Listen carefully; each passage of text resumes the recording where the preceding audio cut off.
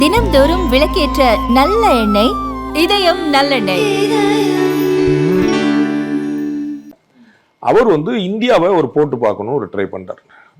ஐக்கிய நாடுகள் சபை மாதிரியான விஷயங்கள்ல இந்தியா ஒரு செல்வாக்கு கொண்ட ஒரு இடமா இருக்கக்கூடாது அப்படின்ட்டு அவங்களுடைய இன்ஃப்ளூயன்ஸை பயன்படுத்தி நம்மளை கொஞ்சம் ஒரு செட்டில் ஆகணும்னு பார்க்குறாங்க.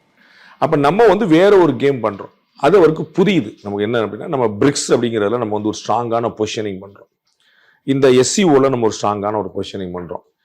இந்த எஸ்சிஓங்கிற மட்டுமே வச்சுக்கோங்களேன், இந்தியா, சைனா, ரஷ்யா இந்த 3 நாடு மட்டும் பார்த்து உலக நாட்டுடைய ஒட்டுமொத்த மக்கள் தொகை 800 கோடின்னு வச்சுக்கிட்டீங்கன்னா, இந்த 350-400 கோடி இந்த 3 பேர் மட்டுமே இருக்கும்.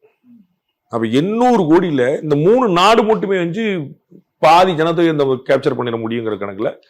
அண்ட் 3மே பெரிய அளவுல வளரக்கூடிய நாடுகளாகவும் இருக்கும். ஹைலி சைனா அமெரிக்காவுக்கு சிம்ம சொப்பனம், ரஷ்யா அமெரிக்காவுக்கு பரம வைரி.